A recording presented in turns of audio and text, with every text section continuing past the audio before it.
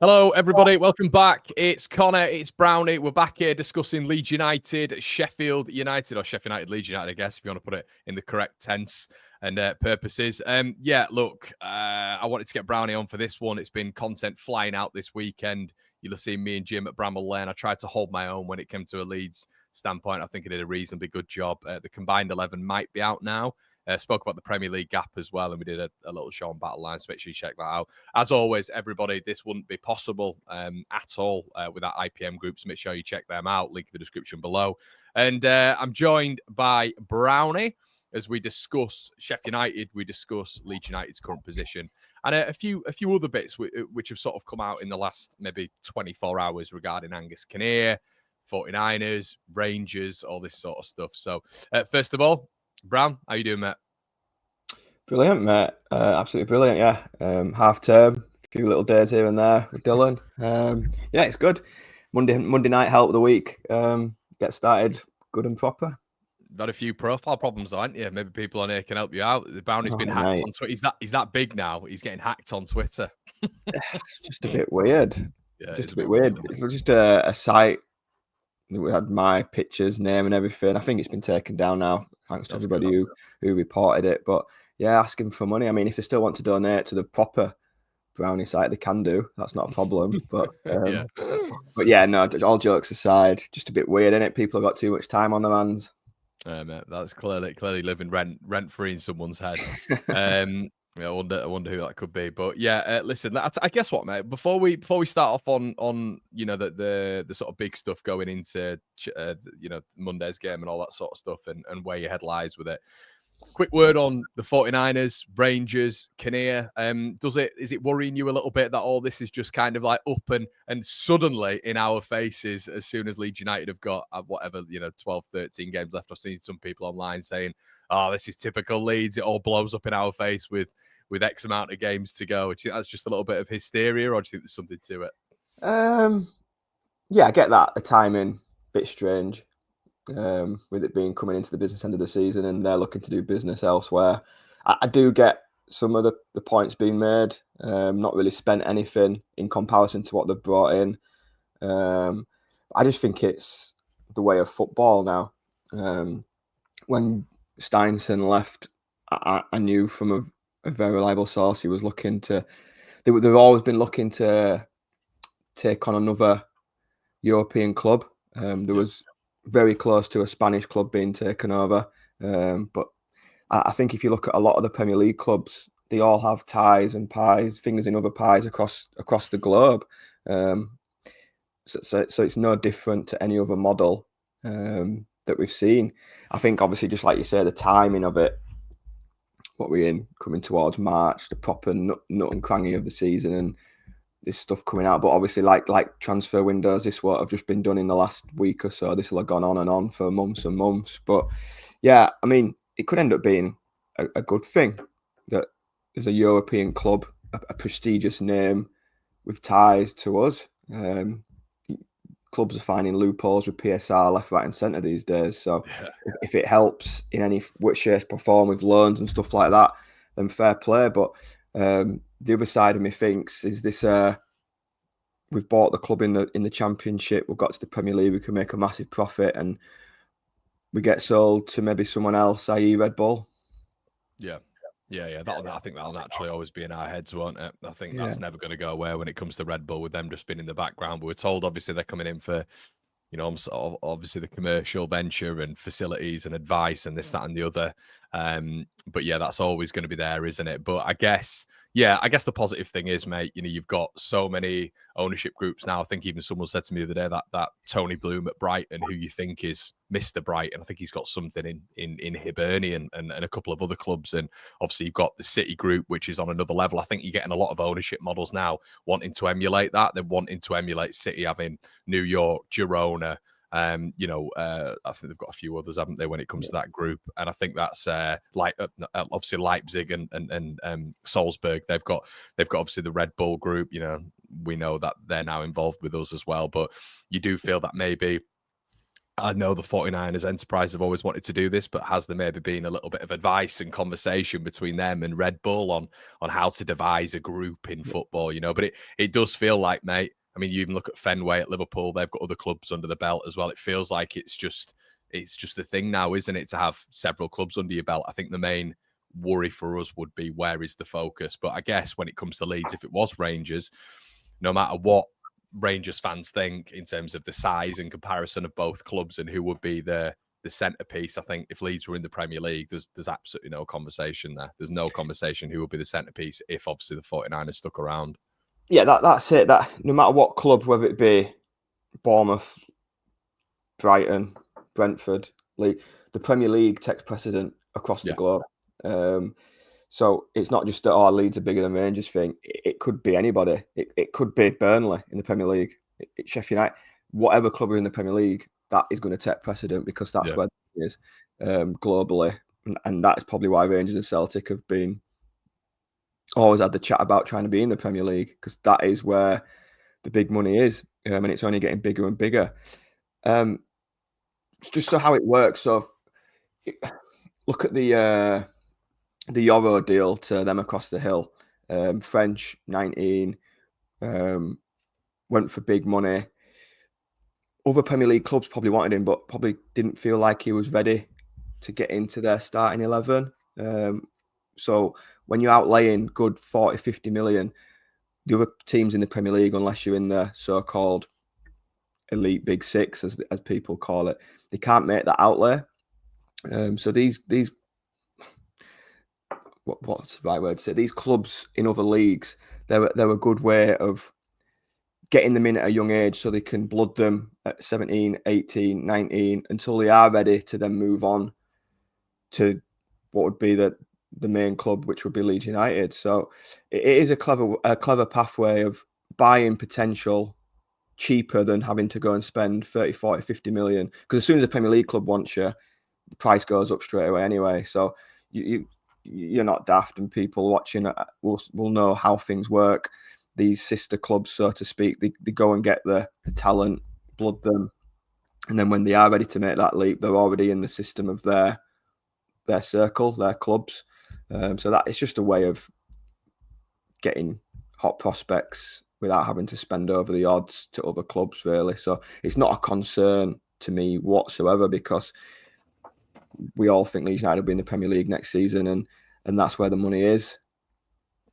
Yeah, I think you're spot on. Yeah, I'm not worrying that much about it, to be honest with you. I think, you know, as you say, there can be a relationship built up between the two sides. I do still believe, and maybe it's a little bit naive of me, but I don't believe that they're looking at Red Bull as a takeover venture. I just don't think that's going to happen. I think if you're the San Francisco 49ers, you've the overall objective with Radrizzani, which I think was right, he just didn't have the means to do it, was to get Leeds United into Europe. And I think when you look at examples like Villa, I think, you know, look at examples like Marianakis at Nottingham Forest, you know, clubs of that size, clubs of Leeds United size getting into Europe, I think it would be absolutely mental for them to give up sort of majority ownership. Obviously, I still think they'd have a part to play in Leeds, even, you know, if they sold up, majority ownership might just be split somewhere else. Let's say hypothetically it is Red Bull. But I think it'd be absolute madness for Leeds or the 49ers to leave, maybe, you know, with the sort of overall goal of getting Leeds maybe into that European conversation a little bit later on down the line where they'd triple, quadruple the money. I think that's probably kind of where I'm looking at the minute, mate. Yeah, absolutely. That's the goal long term, I think, for all fans, supporters, and like you've just made really good points with Villa, Forest. I think this big six thing is just getting obliterated. I mean, Which you've got good to see. Yeah, I mean, you've got Tottenham and Man United making up the bottom 6 or 7 of the Premier League. Chelsea seem to have dropped off a cliff. And teams are breaking into it now. Newcastle have had a go, Villa having a go, Forest are in there. So why not Leeds in the next couple of years? But I think Bournemouth as well, Brownie in 5th. Yeah, Bournemouth in 5th, but, and this isn't me, I just see them getting, and this is no pun in words with them being called cherries, but I see them being cherry picked left, right, and centre in the summer. It's a good title, that. Yeah. But yeah, I think we need to walk before we run. We need to get to the Premier League first, and then, as pessimistic as this sounds, snap people's hands off at 17th in that first season, and then go again. The biggest thing for me is staying in there, which is a different conversation because, like you've alluded to at the start and in previous shows, the gap is getting huge. I mean, Ipswich, Southampton, and Leicester, who did really well in the Championship last season, look like they're just making up numbers this season in the Premier League, to be honest, and that's not what we want at all. Long term is European football back at Ellen Road, but got to up the club size, haven't they, Brownie? They've got to up the club size when they go up. Leeds have just got to, I think for too long now, Leeds have, I don't know, I think dialed below. But, I think it's given me very, very good encouragement that recently, you brought in Rafinha. Obviously, Rafinha was at a different level at that moment in time, but he came in, and for me, mate, as soon as I saw him, I still thought he was world class. I remember coming on stream and saying, "Who is this?" And obviously, he's the best player in the world right now. So Leeds have got a, obviously not on the same level, but you look at players like Tanaka for 3.4 million. Players of that ilk, and I know it's difficult because there's going to be so many clubs after these sorts of players, but players who can play at the higher level, and your recruitment when you go up has got to be 12 out of 10. With the greatest of respect, I think Ipswich have had to fill out that squad.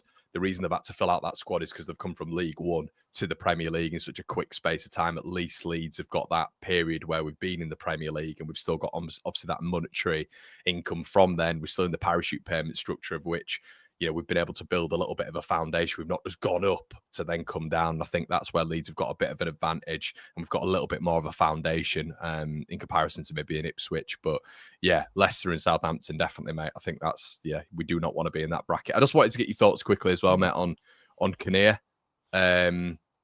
Obviously, it looks like he's potentially going to Everton. There's a hell of a lot of rumours now. It's from their side. Apparently, he's actually been in conversation.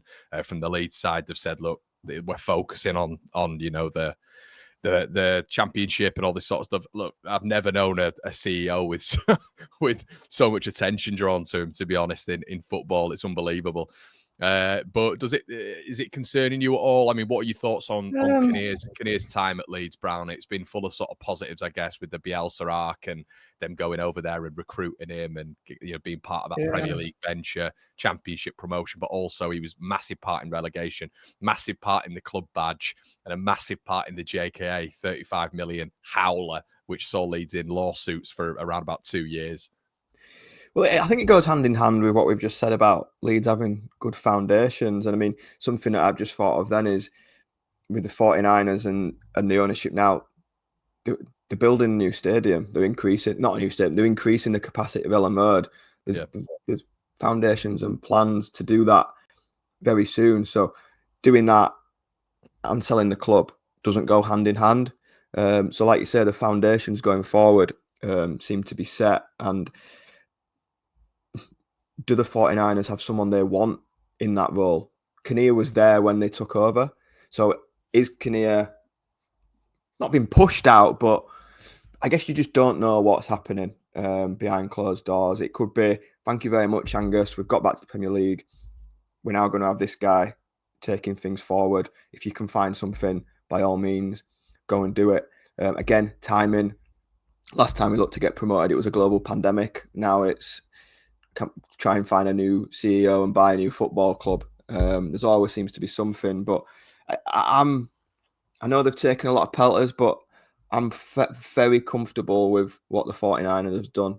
The signings they've made, I can't think of one bad one since they've been at the club. Made some really astute signings, whereas before it was one good one in every 4 or 5. But to have Rafinha, Rutter, Somerville, Gray, Kamara, the previous season, when we went down, it was loan clause FC, wanted everybody going out on loan, and to build a squad that looks like it's going to run away with promotion in the second season, and we're 90 minutes away from promotion in the first season. I've got nothing but top marks for them so far. So yeah, with the Angus Kinnear, it could be that they've got their own man wanting to come in.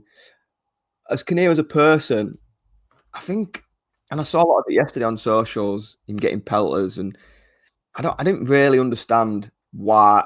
Like, at least he's said some daft things like we're not dicking around in the playoffs and stuff like that. But he's been approachable. He's been outspoken, and for journalists and content and everything like that, he's a dream. I mean, he goes on the Square Ball podcast, and he has the interview with them. And he always seems to, like, his program notes, he seems to be clear and transparent. And for me, he was a massive part of bringing Marcelo Bielsa to the football club. So it's not been all doom and gloom. He's had a lot of fire to firefight, and I mean, jumping to Everton, he's going to have more fire to have a go at. But yeah, I just think there's always, even with players, when someone leaves, there's always someone else that will come and do another job. So yeah, for me, I just think there's a lot of cogs seems to be going behind the scenes at Ellen Road with the ground expansion and promotion and buying of Rangers and not spending in the summer in the winter transfer window, so they've got more to spend in the summer. So it wouldn't surprise me in the slightest if there was cogs going for a CEO that they wanted themselves, because with any ownership, when they come in, they always want their own men. Yeah, it did feel very much like I don't know, when Kinnear went, Rads and Orta went, it was very much like the fan base, probably including myself, to be honest. It was very much like, right, Kinnear out as well. That whole group, of which was positive but negative.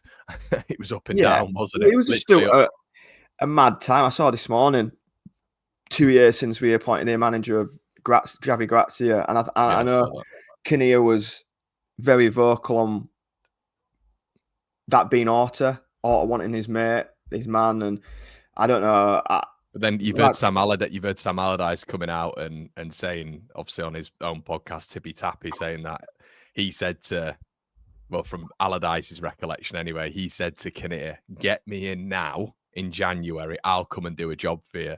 And Kinnear essentially said, "No, we're not doing it yet." And then Kinnear approached him with like 4 games left or whatever it was. Yeah. So yeah, I think there is an element of what you just said, that he got branded with the Orta and Radrizzani regime. But yeah, if there's never smoke without fire, so obviously there's going to be strong links with Everton, and someone else will fill his shoes. Definitely. All right, mate. Well, let's move on to obviously what's going on at the minute. Leeds with a fantastic win at Sunderland, obviously at Leeds, and look, I've not got your take yet. My take maybe is a little bit different to others. I'm sure you've seen me jumping around in my pajamas on my dad when we scored that second one, but I thought, and I did have this feeling going into the game, they're going to be the best team we'll come up against. I think for 77 minutes, I was looking at it and thinking, I don't see a score in here. I thought they were just set up. They were moving between the lines really nicely. There's a real strong framework there. And they just seemed that the tempo of the passing seemed right on it. I think they seemed really good the other night. However, it felt like the changes, Rothwell, Strout coming on, everything just changed. Game of two halves for you, or was it very much, because obviously you saw Sunderland maybe retreat, Leeds got a little bit more aggressive, but we didn't really create that much. Can't really think of many standout chances we had, even though we had 21 shots. Couldn't really think of that many chances. I mean, how did you see it, mate? I mean, brilliant win, of course, sets us up superbly for this game at Bramall Lane, but it was an odd one, wasn't it? And Sunderland didn't come to lie down whatsoever. No, I mean, I didn't think they would either, because it was a game they had to win. Yeah. They were already, they went into it 7 points behind us. Anything other than a win meant they had to win 3 more games than we did. So I didn't think they were really going to come and do what we did at Burnley, where we just went and killed football for the night and thought, well, we'll go back over the Pennines with a point. They weren't in a position where they could do that. But wasted your petrol. We laugh and joke, but our season has allowed us to do that, and it's allowed us to do it on Monday night as well. By the way, the Monday coming up, the run of form we've had since the turn of the year against Hull, we've won every game in the league. apart from the draw at Burnley. Go to your promotional rivals, stop them getting 3, job done. And yeah, so for Sunderland, one of the highest scorers in the division. I don't. When you see their scores, they're always 2-2s or 3-2. They're never a 1-0. They don't look like they're going to be a team that can sit and soak up pressure. I think they've conceded one of the most in the top half of the table, definitely in the top 6. So I did think it was always going to be a game where they were going to come and get at us, and they did right from the start. To be fair, Bellingham shot early on, and I think it was a similar story at Stadium of Light when they started up there. It was like the Red Arrows at the start. They started quick, didn't they? Yeah. But yeah, it just seemed like you say, the substitutions, not just ours, theirs as well. When they were taking Isidore, how you pronounce it, I'm like with them. When they took him off, they just didn't have an outlet. I know they were already camped, and it was like wave after wave of attack. But like you say, without really creating any cut chances. But as soon as he went, every ball that got cleared just came straight back, and it just did feel. How good is he? How good is he, by the way? Yeah, he strong, quick, put himself about, finished his goal really well, and they've done a good bit of business there for 3 million. Yeah. But it did. The clock was ticking, and I think it was when Tanaka put one wide from the edge of the box. I did look to the side of me and thought, this isn't happening. This just isn't happening. We're not creating much, and and the guy a little bit round for me when strike was coming on. A defender, 1-0 down. He's lost the plot, and that was the consensus. But it massively helped our midfield. I thought our midfield were way off it.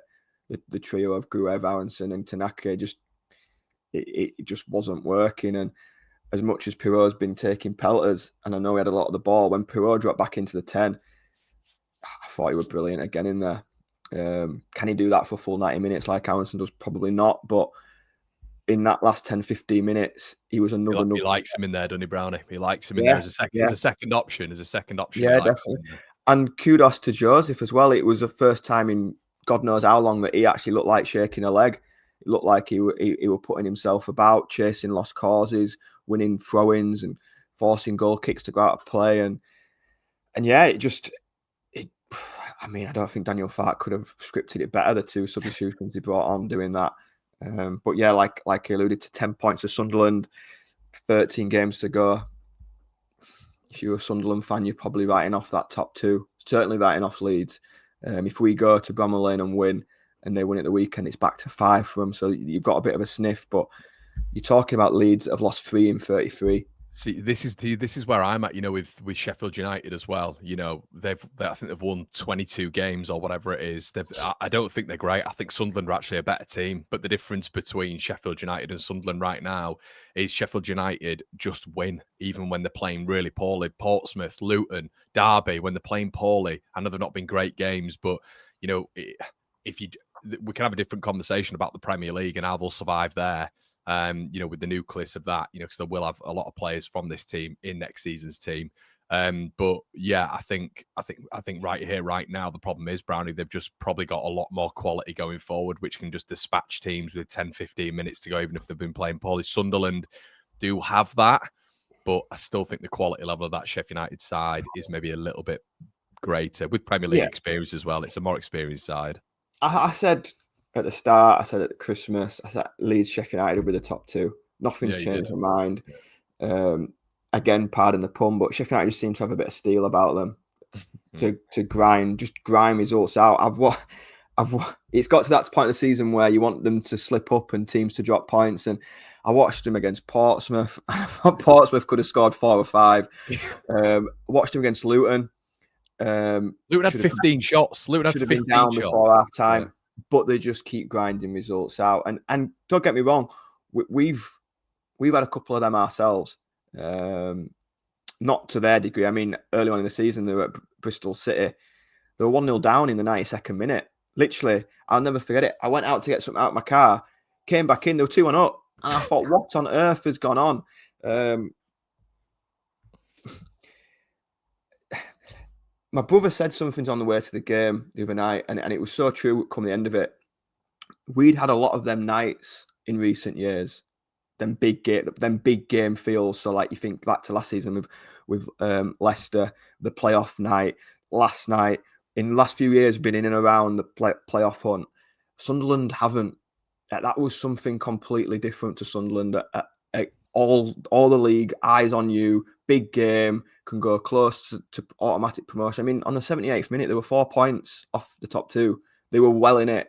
And it just felt that like we've said with Sheffield United on how to win games, it just felt that we had that big game know-how the other night just to see it over the line. I mean, when it went 1-1, it did have that feel like we'll go on and win this, because Sunderland just looked to drop to pieces. I'd lost count how many times they kicked it out of play in that last 5 minutes. I couldn't believe how many times. But even there was one bit towards the end, mate, where I don't know if you remember it, but Bellingham did really well in the corner. He was getting pressed, but he used his body really well. And then you're thinking, right, just keep hold of the ball. Surely, I mean, they'll see this out. Maybe he'll go down, win a free kick. He just gets the ball, roofs it about 60 yards. Strout just picks it up and it comes again. And you're just like, they're not, in the first half, it's that Luke O'Nien. Luke O'Nien's going down, he's taking time on the ball, getting into it a little bit with the referee. And in the second half, they just stopped all of that. They stopped all of that. And it all changed. It was bizarre. It did. It really did feel that we had a bit more now of how to handle a big occasion on the night. They did. I mean, the keeper, Patterson, must have shelled 3 out of play in the last 5 or 6 minutes. The defender looked to play one long. That went out of play. Like you say, Bellingham just hoofed it straight. It just felt like they were there to be taken. I think it got to him a bit, didn't it? The pressure got to him a little bit. Would it have been the same story at Sunderland at their place? Not sure, but it just felt like the big occasion on the night. We've had a fair few of them in recent years. Well, it's interesting that you mentioned, you're just talking about the the midfield and obviously the back line and stuff. We move on to Sheffield United, now the biggest game of the season. Obviously, you've just mentioned off air to me that really, look, you'd like to win, but it's not worst case scenario if Leeds do lose. Just talk about the midfield, and I'm not saying that is worst case scenario, by the way, but talk about the midfield, how you'd set up for this one. Obviously Pascal now surely being in contention to start above Ampadu. What would you do, mate? I mean, I look, quick thoughts from me. I don't know if you've seen what I've thought, but Gruev, I thought, went back to almost pre-injury Gruev the other day. He came up against a really good midfield at points, and I thought he was hiding a little bit. And I think, you saw Rothwell coming on. He wanted every ball and he's driving forward. And look, it's not a narrative from me in terms of Rothwell has to start, because I actually don't know if I would start him for this one. But let us know on what you do for this one, mate. Would you change anything at all? I think there is a big shout for Struijk coming in and pushing Ampadu into midfield. Just for that grit. I think it'd be a battle. Set pieces as well. Struijk in the box, both boxes. We saw in the playoff semi-final last year at Norwich, we went to Carrow Road, don't get beat, did it. We've gone to Burnley early on in the season, don't get beat, did it. And I think it'd be exactly the same on Monday night. Go to Sheffield United, leave Bramwell Lane, top, don't get beat, shut up shop, and get back to Ellen Road, and there'll be 12 games left, top of the league. Would I go at them? Probably not. I think they are there to be got at. A bit like the one at Ellen Road in the start of the season. It was 0-0 at half-time, I believe. Was it? I think we scored in the second half. Yeah. Rothwell again to strike Brazali. So I think it will be. We're a miles better team, though, weren't we? We were all over them that game. Yeah, we were. So, yeah, I do think it'd be cagey. I think Sheffield United will probably snap your hand off at a point. But I think the beauty for both teams, Burnley, Sunderland go first. I think one play tonight, one play tomorrow. If Burnley don't win, I think they've got Sheff Wednesday actually tonight. If they don't win tonight, Leeds, Sheffield United could literally turn up on Monday night, take a point each, and still be sat 5-6 points clear of them. And that game's out of the way. What if Burnley do? Obviously, we had a conversation. It's almost like, would you take a draw? But if Burnley do win and Sunderland do win, does that then change your thought process of Leeds going in and having to win the game? Not having to win it, but extend that points gap. Really? No, not really, because I think we said it on the show a couple of weeks ago. Again, me and my brother have been doing this for the last few weeks. After Cardiff, I think we said it was 10 wins from 16. Yeah, that's quickly become 7 wins from 13. The form we've had, the recent games, Sunderland, Coventry away, Watford away, they're tricky games. And I think people have been like, yeah, we'll get a point away, blah, blah. We've won all 3. We've taken 9 points, and we've just put ourselves in a position where, do you know what? Even if Sheffield United beat us, they're a point above us. Our recent form has given us leeway to have mishaps and slip-ups. If you're asking any Leeds fan, will we win 7 out of 13? I think they all say yeah. And I firmly believe 7 wins is enough. 7 wins, it gives you 6 games, a couple of draws. You're talking 96 points. Is that 96? Is it 7 wins? 7 wins gets us to 93. Okay. Will Leeds lose 6? We've lost 3 out of 33, so you'd like to think there's a couple of draws in there. Definitely. 95, 96 points, more than enough. Burnley are still on 65 points. If we were to win 7, they need to win 10 out of 13. And if we beat Sheffield United and they lose, no, not even if that. If we win 7 of our last 13 games, it doesn't have to be at Sheffield United. It can just be any 7. They would have to win 10 out of 13. I just don't see them doing it. I don't see Burnley winning 10 out of 13 games. Burnley have got to play Sheffield United as well. Third to last game of the season when we're home at Stoke. I think we've got a decent run as well. Like, I was looking at Sheffield United's fixtures and sort of 4 stand out to me. They've got us, obviously, Monday night, QPR away, which we've still got to go to and we've got a lot of similar games. Exercise those demons. They've still got Burnley, but the big one as well that they've got in 5 games, Sheffield Wednesday away. So they've got four big games coming up, of which I think they will drop a few points there. Yeah.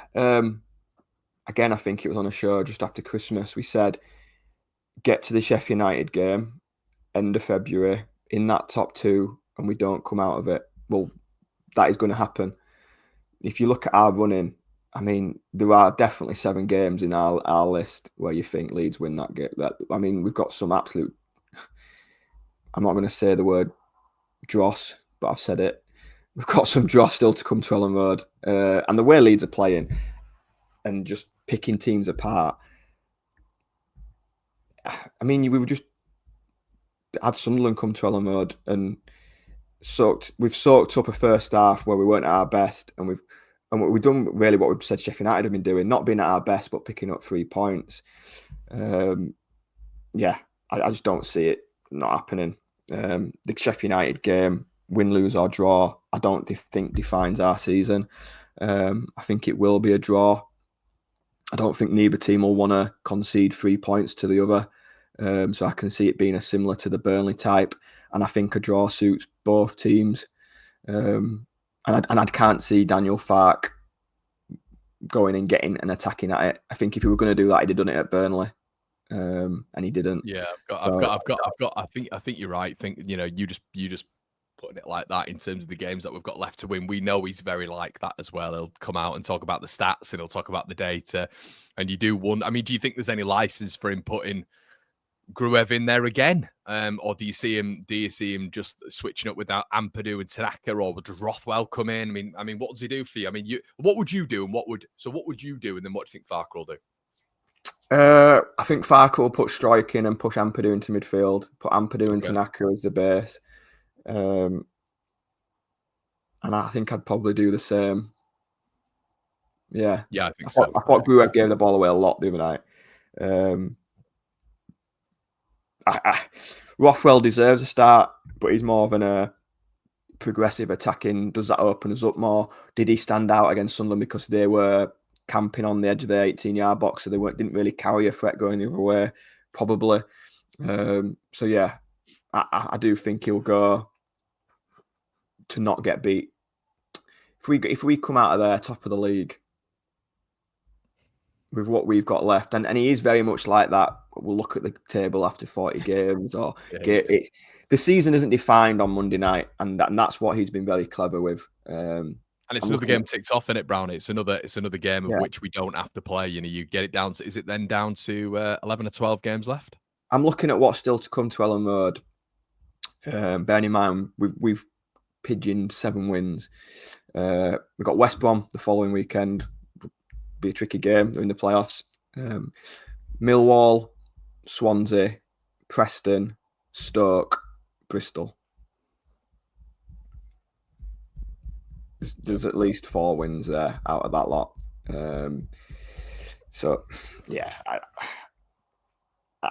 it did feel on Monday night almost job done. I'm not going to go down the Billy Davies route of job done, but it did feel, and I think some Sheffield United fans had said this after the Watford game.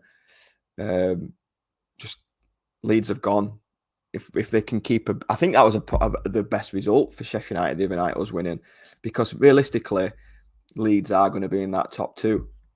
To keep that gap to Burnley and Sunderland as big as possible is a benefit for them. So if Leeds and Sheffield United were both to take points on Monday night, it does that again. Worst case scenario, Burnley catch up by 2. But again, with the form we've had, we can afford that because we're 7 clear. And the goal difference is virtually 8. The goal difference is a joke. Do you think it's one of those this season? And I'm just going to ask the question, because it happened last season after an incredible run. Do you see the pressure getting to them? Obviously, Leeds winning 3 out of 3 in the last 11 towards the back end of last season. Sometimes that's maybe worrying a bit of Leeds fans in terms of like the similarities to last season, or do you think Leeds are just a bit of a different beast this season? Doing the maths. Yeah, I'm doing the maths. So since the whole debacle, just after New Year, there's been how many games we played? 1, 2, 3, 4, 5, 7 games. We've played 7 league games. We've won 6 and drawn 1. It doesn't look like the wheels are at all slowing down or coming off. But hadn't we won about 10 out of 11 or 10 out of 12 going into that 3 wins in 11 last season? Yeah, totally right to highlight that. It just feels. I agree. By the way, I know. I'm totally right. Last year, and we've said this quite a few times, and this is not digging him out or having a knock on him. Last year, we were heavily reliant on Somerville, and from February onwards, he may as well have been at West Ham. Like, he became absolutely anonymous from February onwards for me. This year, we're not just relying on one. We've got goals coming from all over the shop. If things aren't going right, we'll just chuck on Ramazani or Nonto. It's a joke what we've got at our disposal. Last year, what could we chuck on? Literally nothing. And I think that is the big difference over 46 games. The amount of goals that our substitutes have scored has got to be the most in the league. I think it is. Got to be the most in the league, and that is your depth. That's the depth that we've got. I saw a lot of Sunderland fans going down the parachute payments and Premier League money. Got to spend it wisely. Got to use it wisely. I think when they had their parachute payments, ended up in League One. So. I think. By the way, I think as well, what you've got to say for Leeds, Brownie, is the context is, mate, and you've said this really well at the start. Somerville, Rutter, Gray, and Kamara all leaving put us at a massive disadvantage at the start of the season. Like you say, you've got to invest it well. They've invested it wisely. You don't. For me, you don't see many teams. Leeds did this. And we weren't obviously in the parachute payment fairs with Bielsa in the second season, but you don't see many teams been able to be as good as Leeds are, people turning around and just going, yeah, Leeds are the best team in the division. When you've got 3 first-year parachute payment sides coming down, Leeds in the second year, and we've lost those 4 players. At the start of the season, there's so many people saying Leeds are so much weaker now. They've lost Gray, they've lost Somerville, they've lost Rutter. They're not going to be the same sort of side. For us to have then gone on to this next level where I think we're better. I think we're a lot better than last season. And that is very, very impressive when it comes to Farke, but also the 49ers as well. And the players themselves as well. They've learned a lot and they've been there and they've done it now. But to say like it's almost based on parachute payments, it's nonsensical. It really is. Yeah, and I mean, like you said, 4 players that started in the playoff final, key players gone. 4 of the best in the championship as well, by the way. 4 of the best and, players in the championship. And the big thing throughout the start of the season that was labelled at Leeds was the away form. And I think we've turned a corner with that as well. I really do. We're second in the league. So that's impressive. So it just feels like we've just got everything right. And then it just sets you up for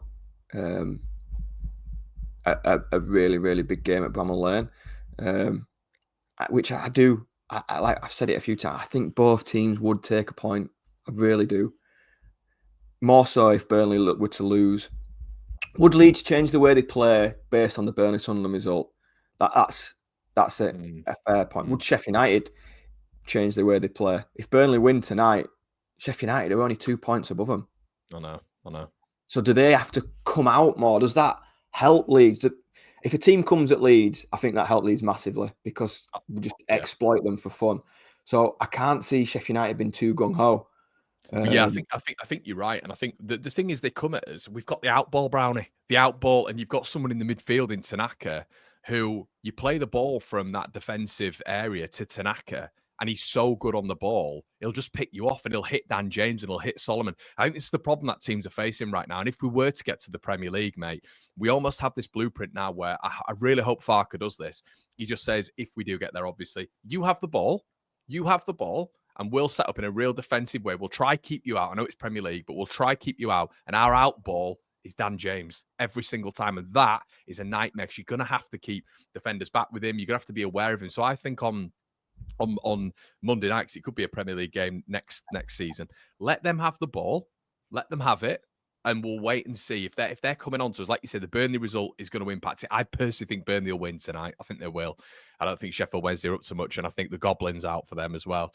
So I think if look, I know you can't say anything, but I think obviously that if they're hampering us when it comes to pressure, when it comes to possession, I think that outball of Dan James, you're getting Harrison Burrows, mate. You're getting him do this every time. Every time if Dan James is on that counter attack, let him have the ball over the top, the out ball, and Leeds will really hurt them. I think. How many times, mate? How many times in against Coventry and against Watford? And I'm just using these as away game examples.